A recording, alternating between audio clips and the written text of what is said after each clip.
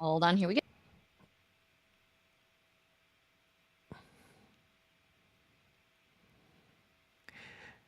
What's happening, AFC?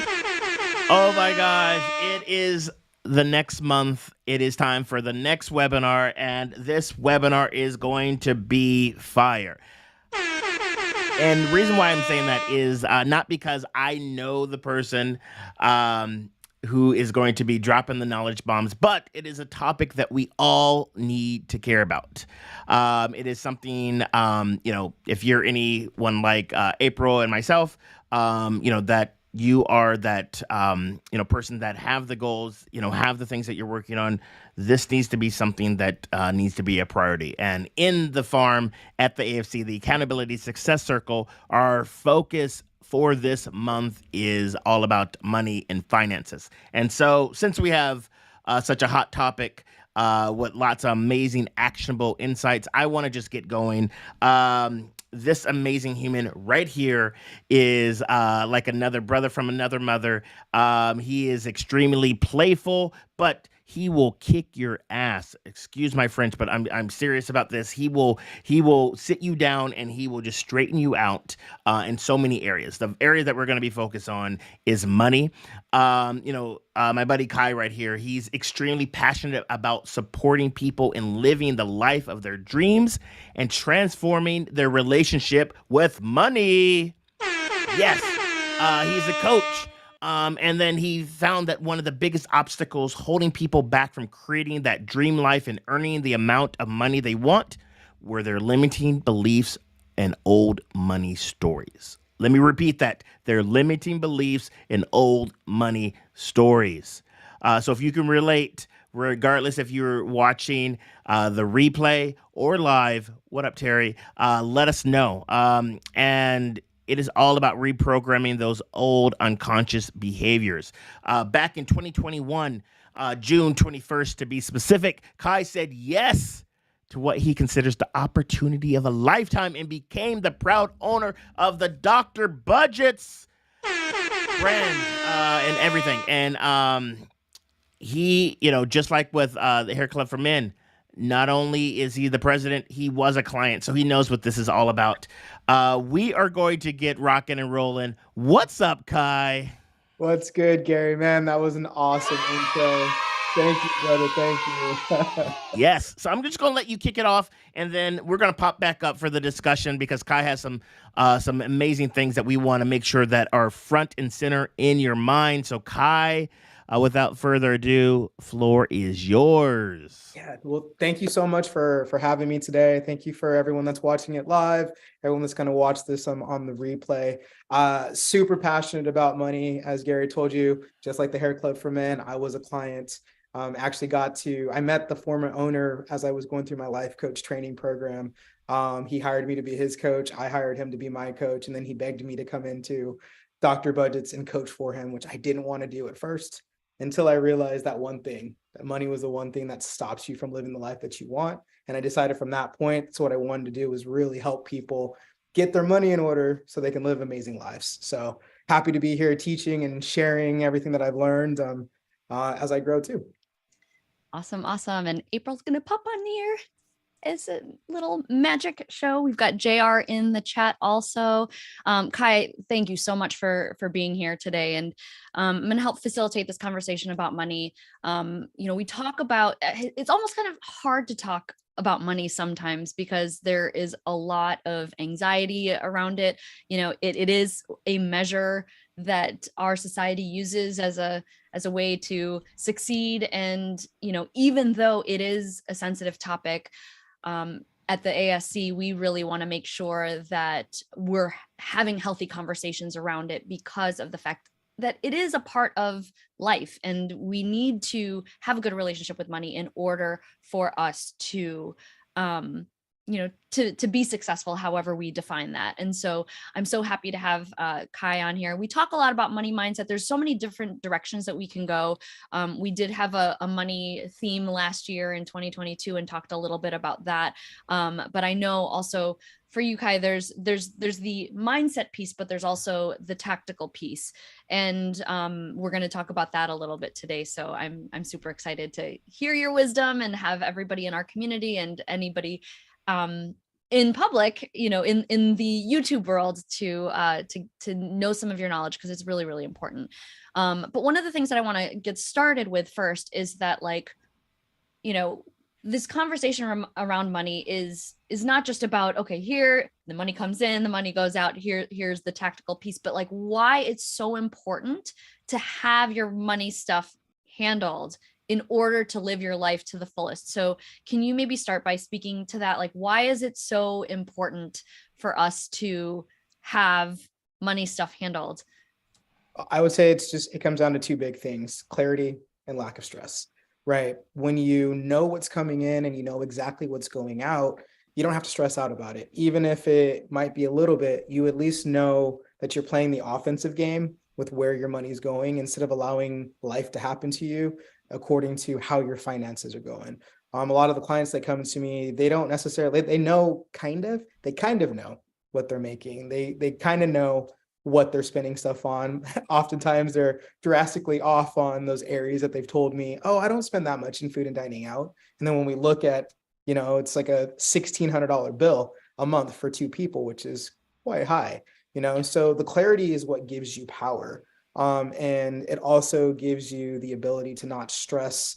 Stress shows up in work. It shows up in relationships. It shows up as anxiety. It shows up as depression. You know what I mean? So like it impacts your mental health. And if you can just, what's coming in and know what you need to do in order to move things forward, that stress falls off and you can see things a lot more clear. Yeah, I think that there's this aspect, and we talk a lot about this in the accountability to success circle, is like, we can't really operate and move forward and improve without the awareness of what's happening. And so from what I'm hearing from you, there's this need to have that awareness about where your money is. And sometimes there are things that are happening in your life that are causing stress, and it could be money related. So being able to identify that and then figuring out how to problem solve is super key. But okay, so let's say, so you have people that you work with, and maybe they come in and they're like, I just know that money stresses me out. I don't know what to do, but like, this is a problem that is causing me anxiety, stress, like I need to fix it. So I know that you're saying that you want to have people, get that clarity, but like, where do we start? Like if I was a new client, joining the hair club for men, where would you start with someone like me who is just like, I just need to feel better about my money situation? Well, the first thing we're going to start with is figuring out the why, right? Like, what are your goals? Why are you doing this? Because then we can attach what we create in our business. It's a spending plan. It gives you the opportunity to spend up to a certain amount in different places. So once we know what your goals are, once we know what your why is, we can start attaching those to the different categories. And it makes it a lot easier once you've assigned every dollar a value within that, that budget frame. It makes it easier to be like, oh, well, I'm sending this money to the savings account because I'm trying to go to Europe, or I'm saving for my kids to go to summer camp. But if I don't do that, it's going to impact the whys, right? It's just about really figuring out the incoming and the outgoing expenses, and that takes out the overwhelm, right? Yeah. Because that's why most of us don't want to do it, right? We don't like playing with spreadsheets. We don't have time. Your mom, you're busy. Like, that's a full-time job for each child. You know what I mean? Yeah. Like, and like, you're like, now I got to come home, I'm making dinner, and then I've got to sit down and like deal with numbers, right? It's the overwhelm of the whole situation. So if we just simplify it, it makes it a lot easier to just kind of step into some of those things. Awesome. So what, okay, so really you kind of all have to have your you need to know what's leaving, or what you're spending money on. You need to know the sources of where money is coming in. How do you organize this in a way, especially for people who are not good with numbers? I mean, I like spreadsheets, but I know a lot of people don't like spreadsheets. So the cool part is like, there are multiple ways that you can do this, and it's just like a diet, right? There's a million diets out there, right? Well, we've heard about the Atkins, we've heard about paleo, there's macros, there's flexible dieting. The diet that's going to work for you is the one that you should pick. And it's the same thing with budgeting. If you are a numbers and paper person, like you like pencil to paper, then make your budget on pencil and paper. If you love Excel spreadsheets, but you don't like the crazy ones, make a very, very simple one. If you love making robust Excel sheets, make that. You can also use apps, right? So whichever one of those things is that you're going to consistently do is the one that you need to pick for yourself. If you can't stick to it, then you don't have to stay with it. You can always try a different process, but then there's also professionals that you can seek out, right? That partner with you in order to make sure that those numbers are happening. So you have multiple options. It's just figuring out which one's going to support you and actually moving forward. Yeah.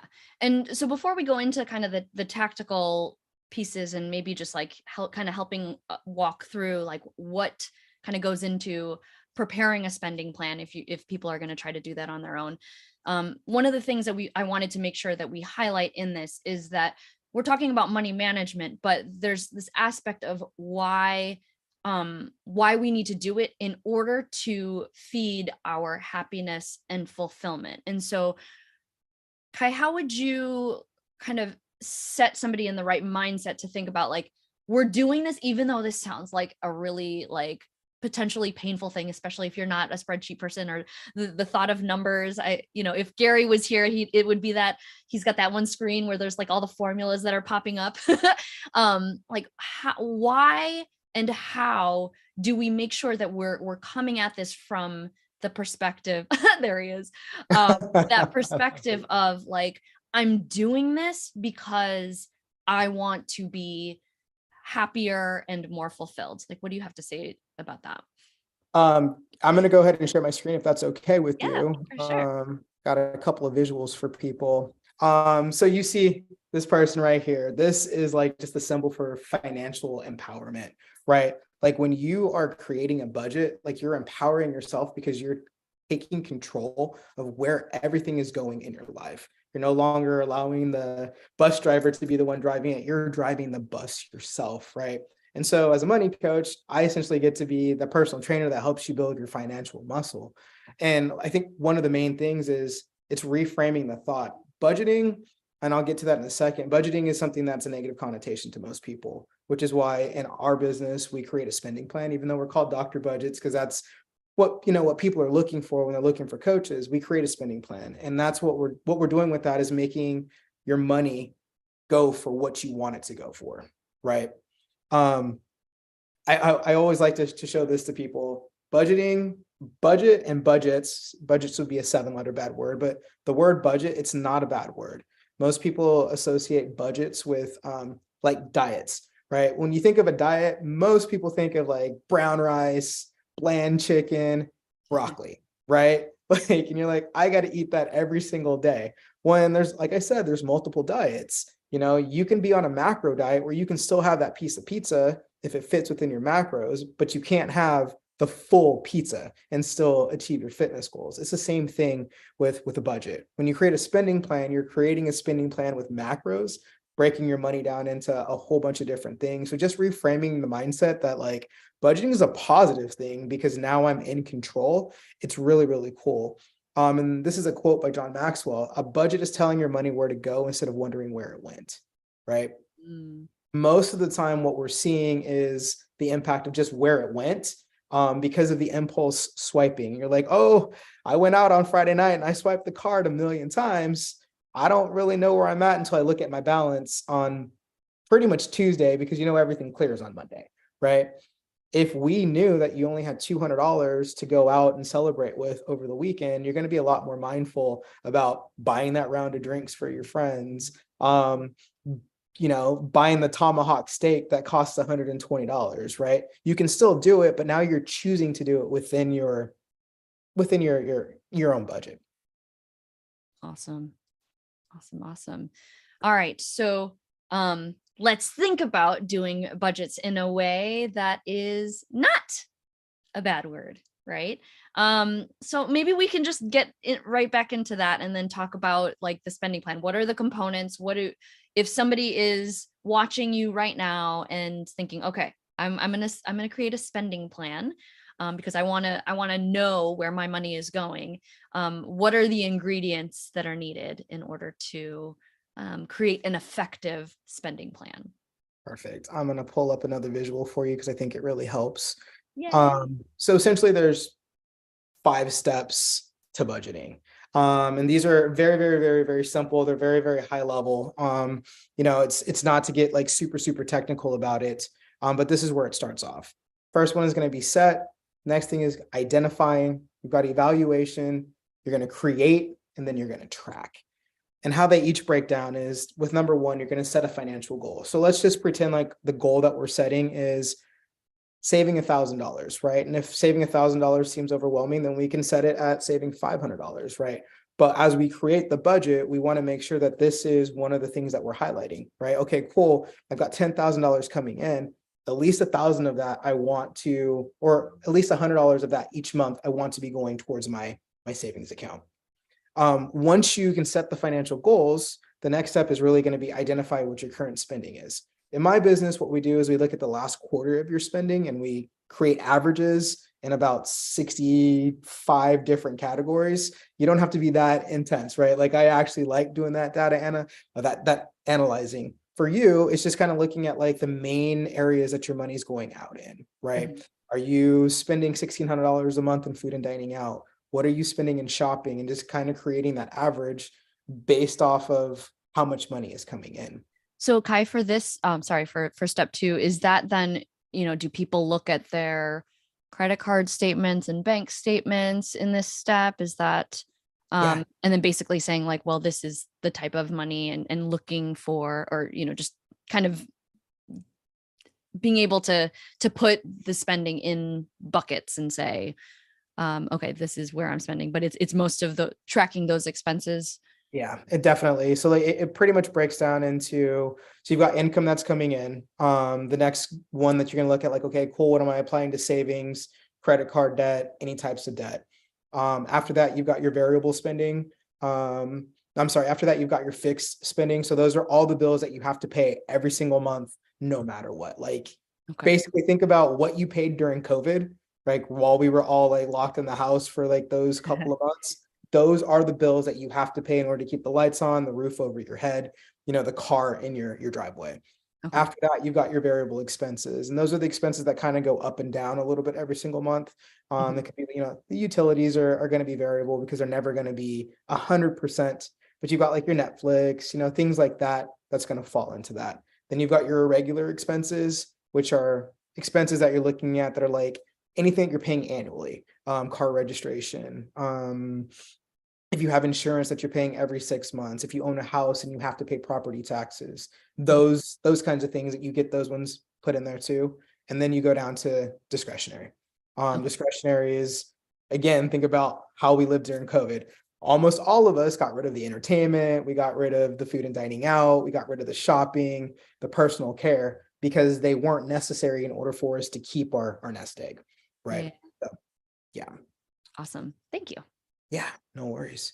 So once you identify those current spending habits, what you're going to do is you're going to evaluate how you've been spending. Like, woo, I'm a little bit over in this food and dining out, or ooh, I spend a lot of money on entertainment, right? And then it's starting to figure out where the money leaks are for yourself so that you can actually cut back and make sure that, I call it a zero-based budget. 10,000 is coming in, 10,000 is going out. Most of the time when people come to me, 10,000 is coming in and 13 or 14,000 is going out, right? So you need to find the difference to make up for that $3,000 or $4,000. Once you do that, you actually sit in it and create the budget. Like you put it on your Excel document, you put it on your piece of paper, you use a budgeting app, you plug in those numbers. And once you've done that, what you're going to do is try to live into that. And that's your spending plan. Okay, cool. I can spend up to $500 a month food and dining out, right? that breaks down to about $125 a week, right? And now you're trying to break it into like kind of micro goals.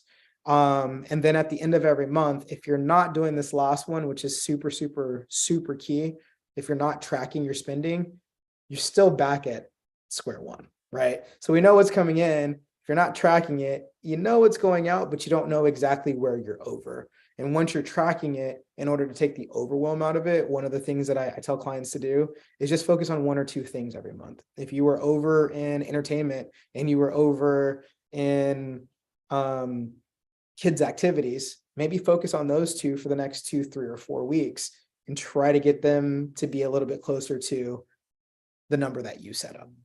And it's all about like that 80-20, right? If you're hitting it 80% of the time, you're never going to hit it dead on, like not every single month. But if you're getting as close as you can to it, it's going to really help. Okay, awesome. This is good. Now, in terms of the tracking step, and if, for those of you who are watching live, if you have any questions, then feel free to throw them in the chat and we'll insert them as we go. Because, thinking about this process, and I think personally about, the way that I track spending, there's always, you kind of have to create it in a way that feels good for you, right? I think you can get very, very overwhelmed tracking spending if you're spending too much time tracking spending, right? Is it a daily thing? And so, or is it, something you need to check weekly, or, is monthly enough, or, maybe a year is too long of a time period. What would you suggest to somebody? I know that you said if it's too much, maybe just monitor some of the spending categories that could kind of make or break you to keep you within your spending plan. But, what do you think is a ideal way to identify how often you should be tracking and spending, or are there any shortcuts to minimize that time? Because I know for me at least, sometimes it takes a while for me to reconcile certain things even with my business, and I have to almost spend a whole day every month. But if I wait more and more months, the transactions kind of like fly out of my brain. And so what are your suggestions on some tips to help track in a way that's not overtaking your life? Yeah. So minimum, I would say once a week. Once a week. Set a money date with yourself. It could be Sunday mornings, it could be Friday afternoons, it could be whenever you can find, like, I would start with an hour. Just set it aside. Like, this is all I'm going to do is I'm going to focus on, if you've got a personal a budget, deal with that one. If you've got a business budget, deal with that one. The thing that helps when you're doing it week by week is you have an opportunity to play offense, right? If something goes haywire and it's the 12th of the month, you can make some course corrections. Yeah. So that's why I say a minimum once a week. I feel like the sweet spot is really popping in at least 2 or 3 times and just checking in. Like, you don't have to spend an hour 2 or 3 times. Yeah. It might be a 5 or 10 minutes to be like, whew, okay, cool. Like, I see that I'm a little bit over in food and dining on Wednesday. So now you can course correct for the rest of the week. The more often that you check, obviously the easier it's going to get. I don't think you need to check every single day, all day, right? But anywhere between 1 to 3 times a week is going to be pretty good. When you're starting out, maybe a little bit more until you kind of get it down, and then you can kind of start tapering off. Okay. So in this 1 week review, you're kind of looking at your spending categories and if they're in alignment with the spending plan. Now, let's say, we've got these variable expenses that are sometimes higher than, normal or lower than normal. Like, let's say, somebody had, or, you go on a vacation. And so your dining and entertainment budget kind of goes, off the roof. And you are anticipating some of that adjustment. So how do you make the tweaks in the other categories? And is it something better that, is it better for you to do it proactively versus retroactively, or is there not a rhyme or reason? So the cool part is that travel would fall under irregular expenses. Okay. And so how you budget for that is figuring out where you want to go for the year. Kind of figuring out how much it's going to cost you. I pretty much do like my full year, and then I break it into 6 months. So I know how much I need to save per 6 months before I go on a trip. And then because you've already sent that to a savings account, when you go on your trip, it's pretty much like your own FSA account, right? Like it's now your TSA account, your travel savings account. And so Mhm. you just put the money back in. So it doesn't actually impact your monthly numbers and like your discretionary. But if you don't have that fund, what I would say is like start trying to go ahead and build it.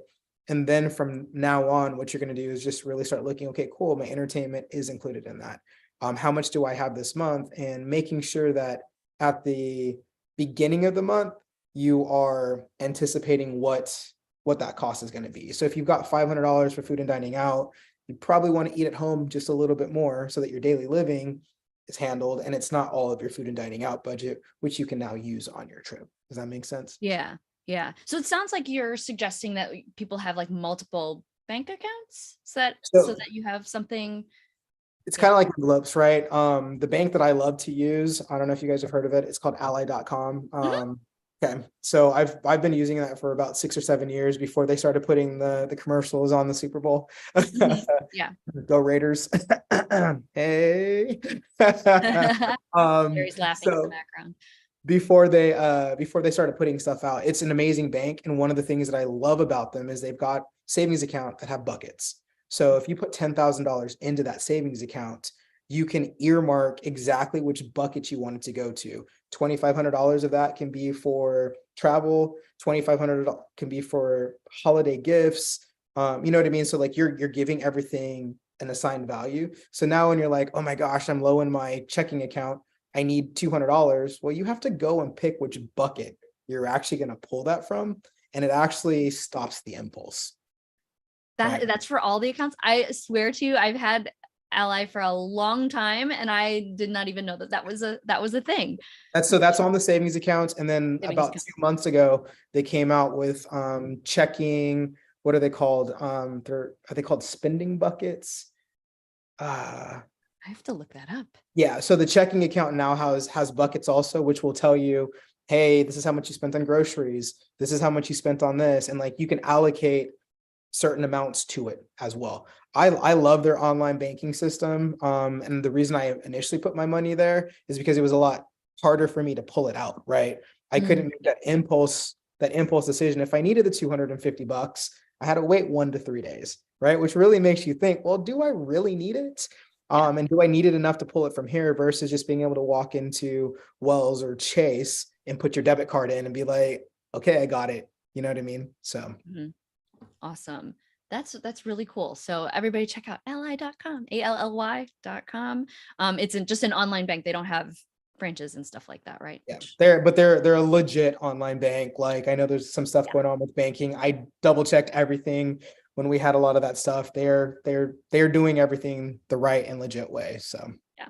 Yeah. And then also it's great because every so often they're like, your savings account rate is going up every time every time the markets are bad, then the savings account they're the definitely one of interest the rate. higher ones. I think it's like uh, almost 4% right I now. thought the last time I saw was like 3.75 Yeah, or yeah, yeah, so close right. to 4. Awesome. So basically the checking account, and this is all like nitty-gritty stuff that I'm talking about here, but it just to give people that picture. So Okay. having like a checking account, which is kind of where the transactions are happening, money coming in, money coming out, paying various bills, then you would suggest a savings account for discretionary funds, Irregular irregular, expenses. So irregular items. your holiday gifts, travel, if you're, trying to save for emergency fund, Mhm. or I call it the opportunity fund. Um, anything that doesn't come out on a monthly basis that you want to save for, I would go ahead and just start putting in it. You don't have to start with a lot, start with $100, divide it up, or start with two different things that you're saving for, travel and your emergency fund, and like just start automatically sending money over there. It builds really, really quick. And as you see it build, you get more excited about it. Yeah. And so I wanted to kind of tap on Gary and see if like is I just wanted to take a break really quick to see if there's any questions with people viewing live, or Gary, if you have anything to chime in or any questions about the 5 steps. Sorry, I'm interrupting your. Yes, no. I love all of this. And I have to agree. Having the ability to break things out. I didn't know about Allied. I have Capital One 360 savings accounts that does that as well, where you break them out into the different ones, and then they each have a routing number and account number, so you can sort of direct deposit and stuff over there.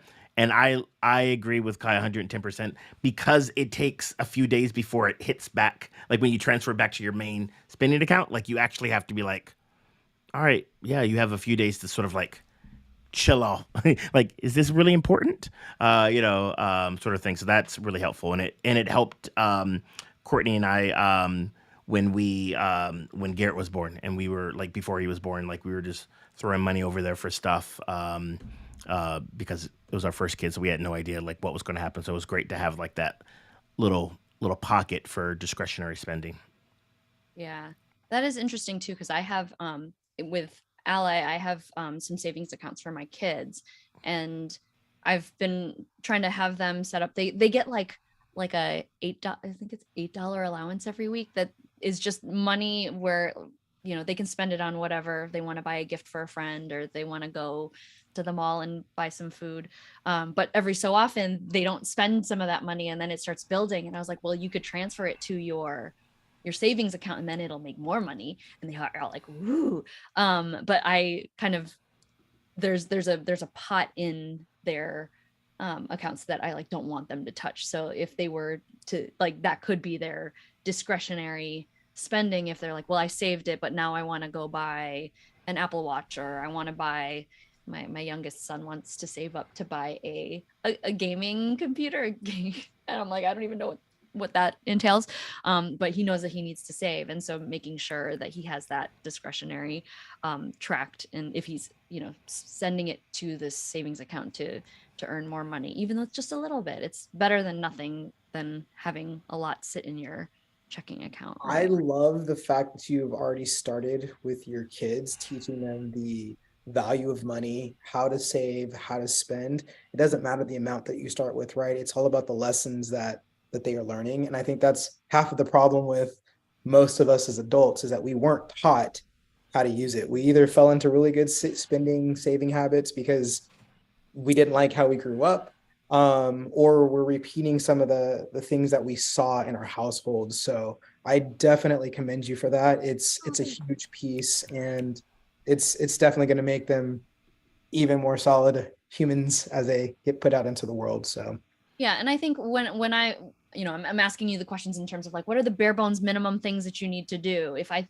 think about the things that I'm having my kids do, I know, they get their $8 a week that come into their checking account, but then we have a paper statement that comes in the mail that's like, here are all the transactions. And so I force my kids to like look at the paper and say like, these are all the transactions that hit your account. Is there anything that doesn't look right? And if you have something wrong with it, then go and dispute it. Right. And there was one time that my younger son was like, I didn't spend $40 on the Oculus. What is this? And it was, my husband accidentally charged his account instead of my other son. And so they had to sit there and they're like, Mom, can you transfer these funds? And so it was just funny because I'm sitting here like correcting errors. I'm like being the little banker. And so I think at the very bare minimum, right, knowing where your money is being spent, if you're like, okay, the spending plan is going to be a project, but what can I do right now? It's just making sure that you are looking at statements at least once a month and just making sure that those are actually legit, right? For the most part, we would like to think that there's not there's not fraudulent charges that are hitting, but every so often, people make mistakes. Like yesterday, I just caught on our hotel bill, and I'm a few weeks late, but I was looking at a receipt and I was like, wait, they charged us for 4 nights of parking instead of 3. So I got $64 back, which is a crazy amount for parking, but that's Hawaii for you. I once got charged over $100 for a carne asada burrito, and that was before this inflation era.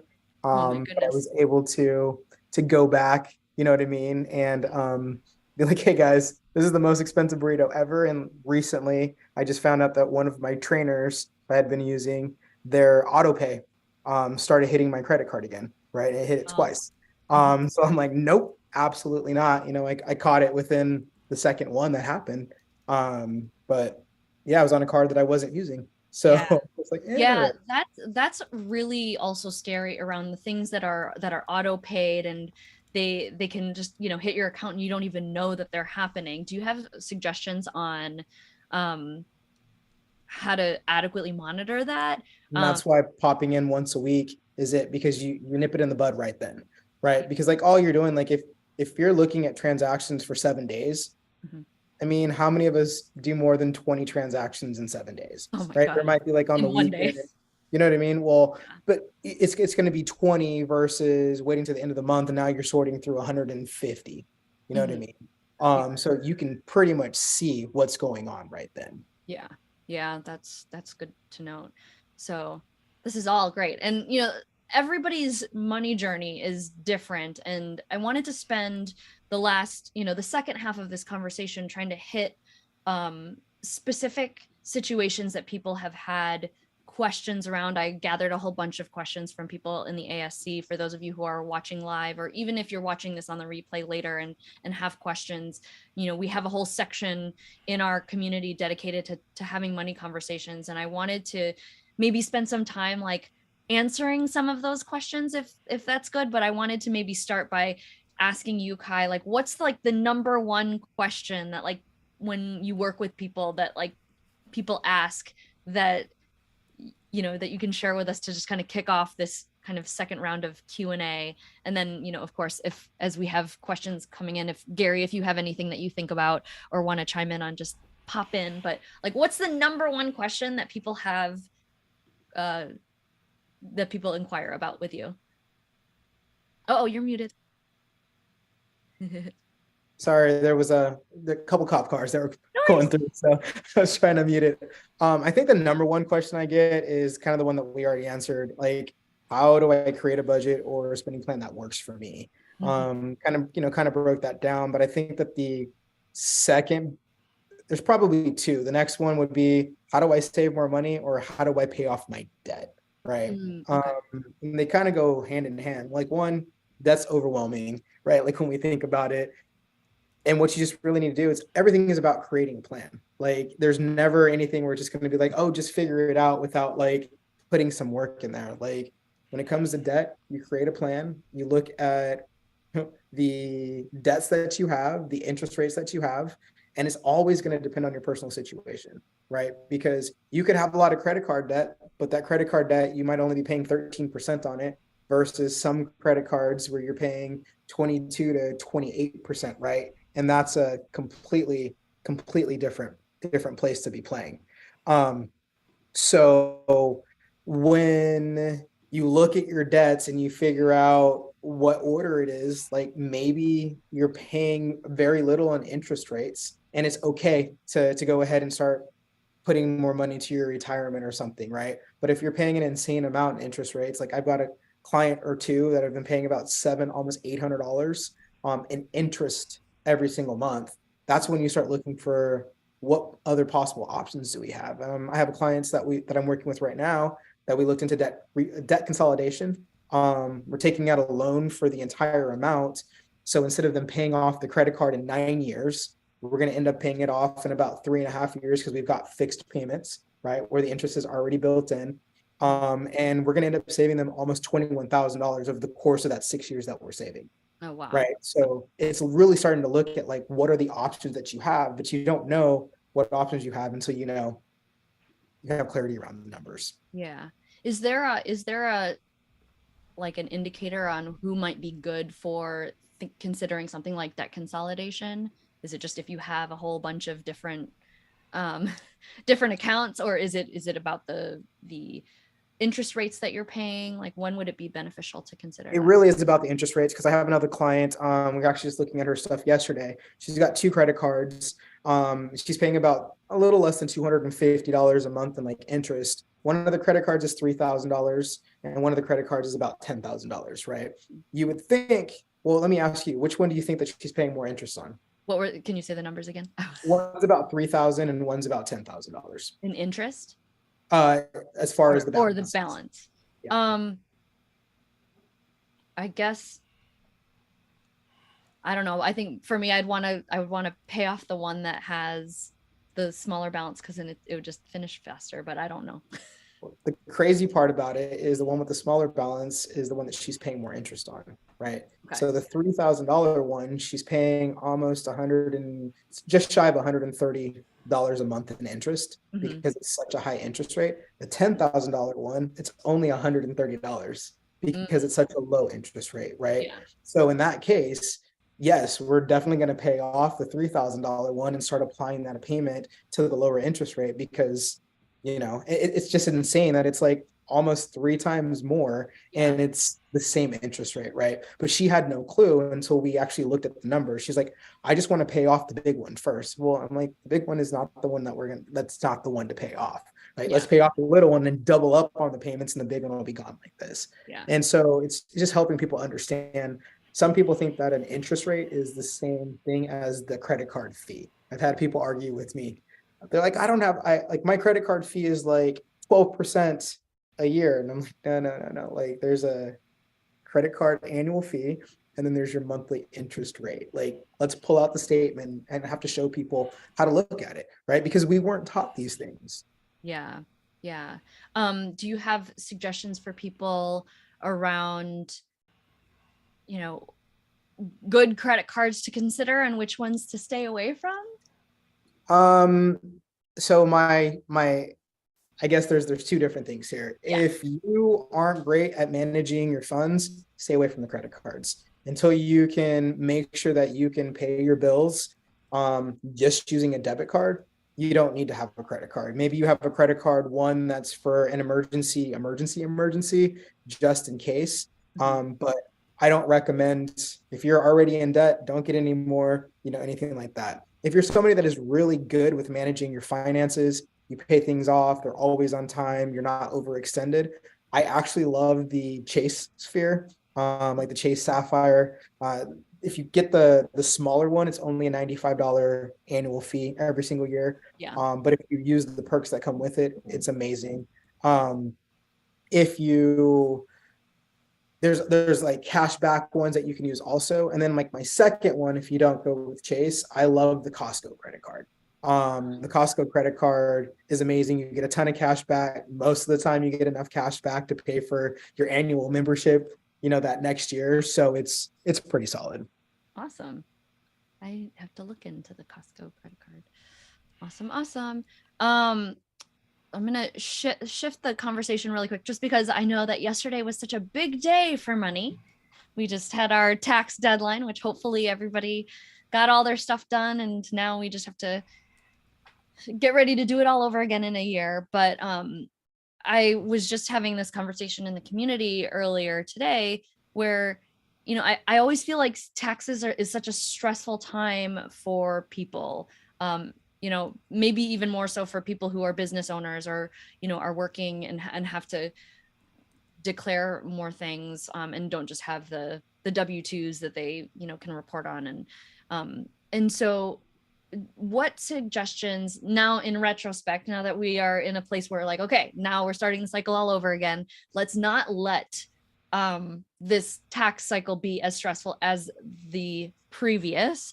What are some suggestions and tips and tricks that you have for tax prep?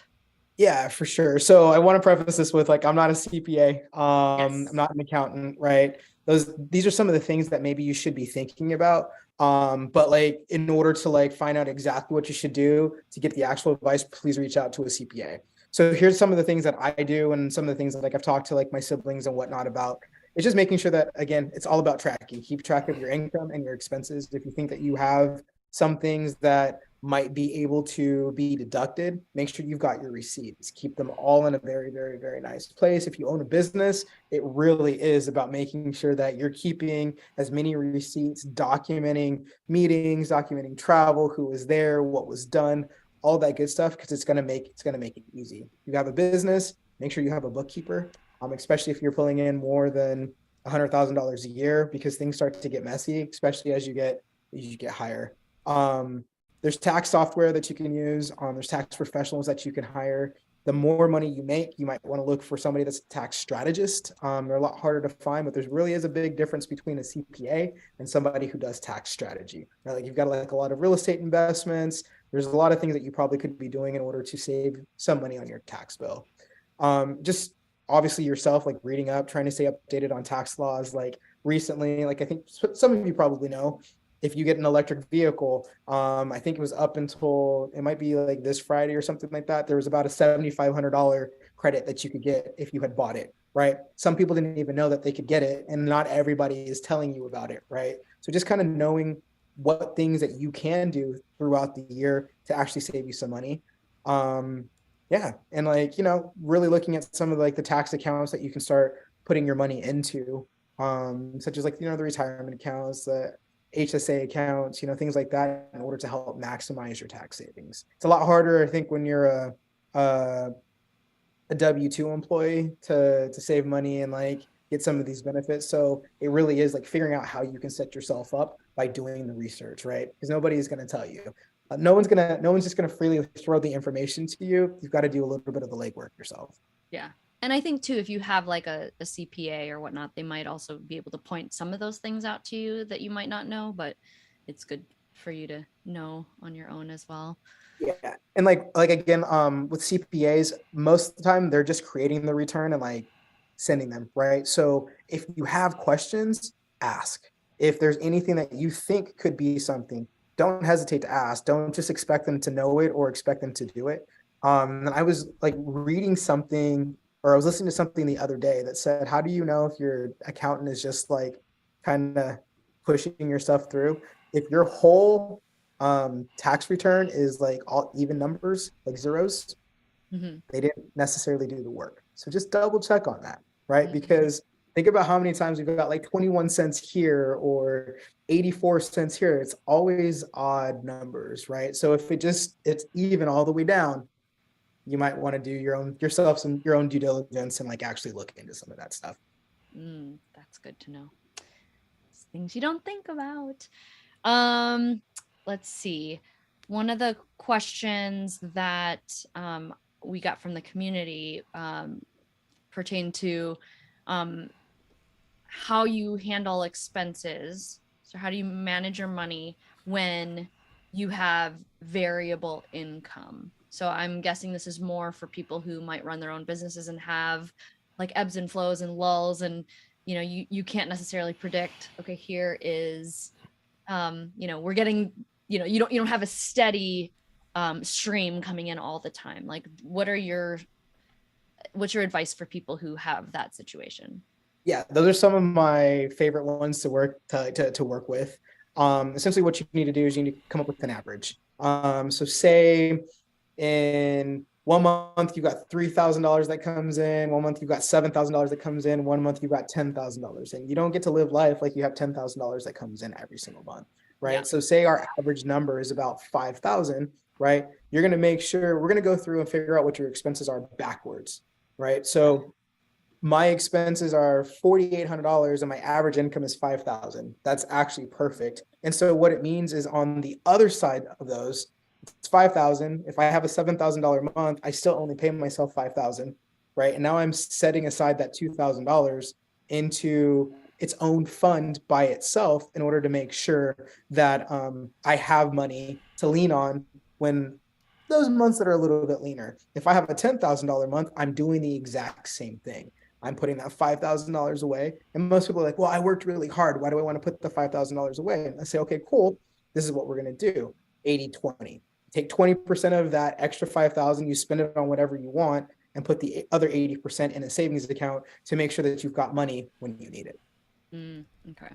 Yeah. So making sure that your saving muscle needs to be on point if you have the variable income. That's good to know. And take out some of the overwhelm of it. If just at least start with a month ahead account. So you can get your savings account to the 5,000. So you've got a month of expenses. At least if it dips to 3,000, you've got $2,000 there, and then you can just continue to build. Yeah. Yeah. Awesome. In that same vein of people who have these unique different situations, there are a lot of people who are in relationships or have roommates or different partners where money is shared, and you're not 100% in control of of money by yourself. And so what is your advice to people who are either, either cohabitating with somebody or in a committed relationship where expenses need to be shared? And how do you manage a budget or manage a spending plan when you've got multiple hands dipping into the same pot? Or, maybe even when people have two different pots and they're trying to spend effectively. So there's typically three different situations that I see. And there's partner A, there's partner B, right? Their partner A is doing their own individual account, partner B is doing their own individual account. There's two partners that are putting all of their money in the same account, right? And then there's partner A's account, partner B's account, and then a joint account. Okay. Right. Yeah. Typically the easiest one is when it's that last scenario. There's two incomes coming in. And there's a part of it going into one. Why? Because everybody feels like they're contributing equally. When I talk to people, if you're going to do it like that, I always recommend keeping a little bit of it for yourself, right? That way you can kind of freely spend. So we use the equation it's either 80-20 or 90-10, right? So I'm either putting 90% of my revenue or my income into the joint account. And then what we spend that on is like everything for the household. If I want to buy something individual that's more than $250 or whatever you guys agree that amount needs to be, that's when you call and you talk to your partner before you purchase it. Like, hey, I want this big screen TV that's going to cost $2,000. Can't necessarily come home with it without having a conversation with my partner. But if I find something that's within our range and it's not putting us out, then I can purchase it. The problem with keeping everything individual is that it starts to build a little bit of animosity between some people. It's a little bit harder. It works for a lot of people, don't get me wrong, but a lot of the times that I see, it's like, well, I don't know what he's spending, or I don't know what she's spending money on. I don't know what they're spending anything on.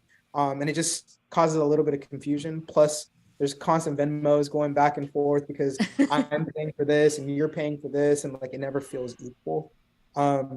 So in order to do those things, like let's just simplify it, kind of put it into one account. You have your own account there and you have the joint account. Yeah. For roommates and then situations where people are doing things like that, there is this amazing app. It is called Splitwise. Have you ever heard of it? Splitwise, like split in half, split wisely. Splitwise. I've used it multiple times, like going on group trips. So essentially, if the three of us were to go on a trip, say we're going to, I don't know, we're going to go hang out in New Orleans, right?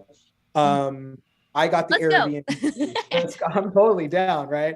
I got the Airbnb. Gary decides that he wants to take us on some like crocodile tour. I don't even know if there's crocodiles down there. I think there are though.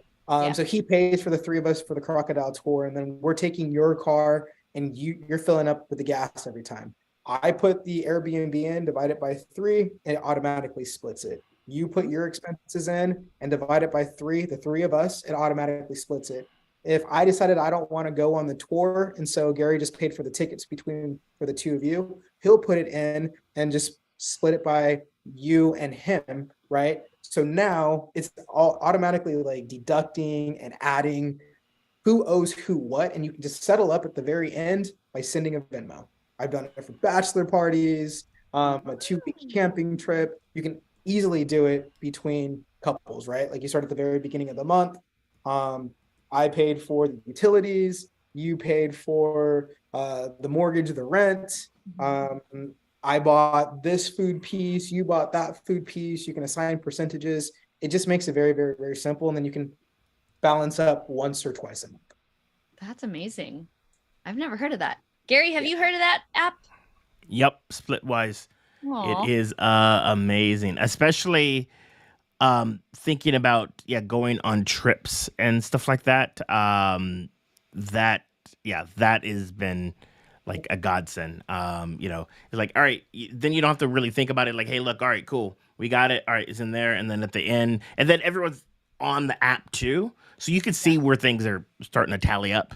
And then at the end, it's just one easy, all right, Venmo me this, boom, boom, boom.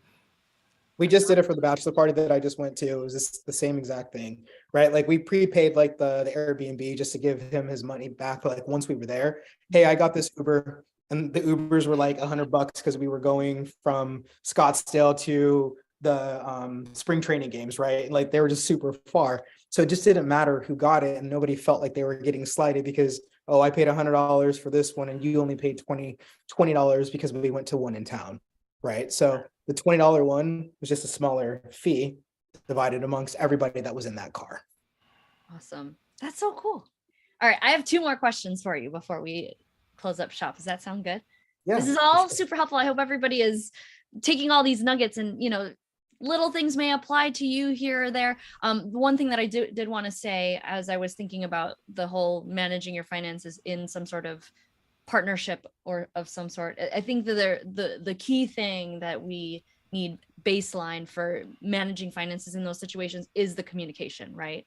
Because even if it's like, if you are one of those people who wants, like, I want to manage my own money and you manage your own and we'll figure it out, there's still going to be communication involved. And so when you're making those changes, making sure you have that solid foundation, any situation you can kind of do it your way, but the thing that you need in order for that to be successful is communication in any relationship. Okay, so my second to last question is there some sort of like indicator or situation where you feel like, or you can kind of I don't even know how to, this is somebody in the community asking, like, when am I good with money? Like, when can I maybe relax and not be so stringent on a spending plan or budget, or when can I relax a little? Is there some sort of line that you need to surpass in order to get to that place in your eyes? I mean, I'll kind of throw it back to the visual of fitness, right? Like, you can work your butt off and go on a diet, eat the right way, and finally get your body feeling and looking like you want it to. But if you just go back to old habits or you stop doing stuff, what's going to happen? You're going to completely revert, right? And it's very much going to be the same on like the financial. Like, if it's not a focus of some sort, you're going to revert. Yes, you can set up a ton of automated things, and all of that, but it's going to be very, very, very individual. You can't ever really take your foot off the gas, like not 100%, not completely. I think when you know that you're in a really good space is when you're paying off your credit card bill. If you're using credit cards, you're paying off your credit card bill every single month, and you're kind of using it for points at that point as opposed to build debt on it. Your irregular budget funds are funded.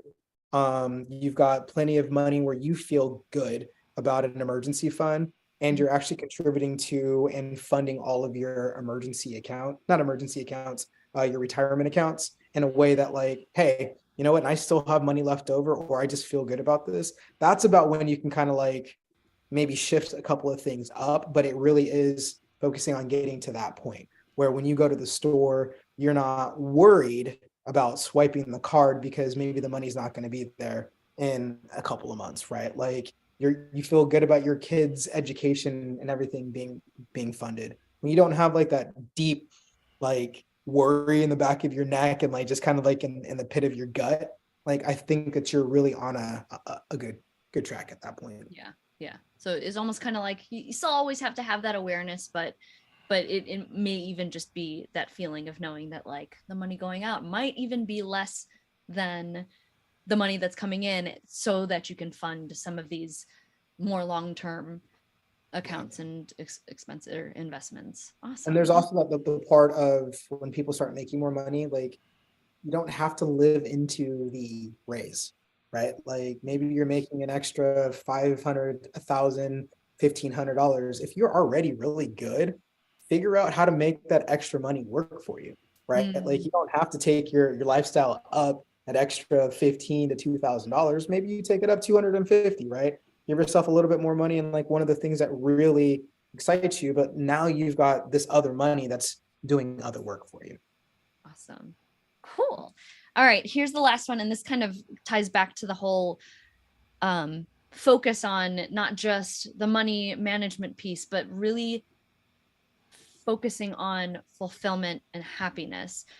We talk a ton in the ASC about values and how important it is. And, when you are living your values, then, that's what drives your fulfillment. That's what drives your happiness. When your values are being honored, that's when you feel more satisfied with life. And so, Kai, to kind of wrap this all up in a bow, what is like the key 1 or 2 tips that you have for helping align your money decisions, right? Because any decisions that you make in alignment with your values is going to increase happiness, but how do you give yourself that opportunity to align your money decisions with your values so that you can lead to happiness and fulfillment? Yeah, it's just remembering the biggest thing. It's all about balance, right? You're prioritizing your spending based on your goals. Remember that the values are your whys, right? Like, so if your whys are driving what you want, then that's really what it is. I sit down and I focus on people's like top 2 or 3 things that they really want to spend their money on.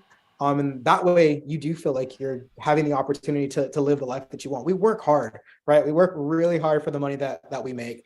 And like, even though I run a budget company, I like to spend money. Like, I love going on vacations. One of my biggest things is personal training and going to sporting events, Raiders, Giants, Lakers. Like, I love spending my money on that, but I just make sure that I have those pockets, right? So I give up some of the other stuff that's not as important to me. Like, I could care less about eating out. Like, if I'm eating out, it's more of convenience as opposed to, because like I'm a foodie, right? Like, I'm a sporty. So it's figuring out affordable ways that you can incorporate hobbies and entertainment, especially if they're not the ones that are high above right here. And then just realizing that managing your money is just about making those conscious choices. It's not a diet. It's not depriving yourself from living everything. Like, just when you hear budget, like, you don't have to go down to bare minimums. Like, the budget is just the roadmap. It's just the plan. Yeah, I love that. Oh, Kai, thank you so much.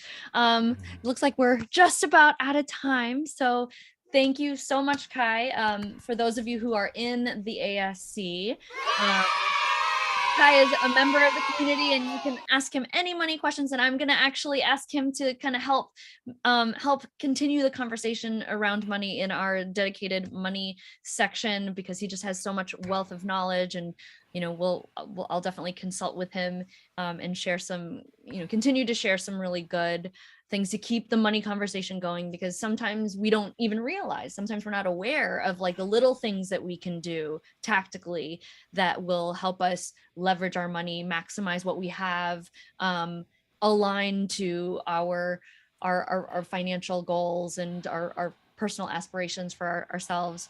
And so we need to constantly have this conversation. And if you are not a member of the ASC and you're like, what is this? Come check us out at accountabilitysuccesscircle.com. We are a community that is focused on helping people achieve their goals in the most fun way, but also making sure that, they're thinking about bettering themselves every day, and making sure that you have that balance and able to, attend to all the different areas of your life, money being one of them. So come check us out. See if we've got a 2-month trial going on right now, and come check us out. You can talk to Kai, you can talk to me, you can talk to Gary and everybody else that's in the community. So thank you guys, for those of you who are watching live. Hope this was super helpful. Hope you got your taxes done, and we will see you in the next webinar in the next month. Kai, thank you so much for your expertise and knowledge. Thank you so much for coming. And we will see you guys in the next one. So I'm gonna end the stream. So bye. Give me a second.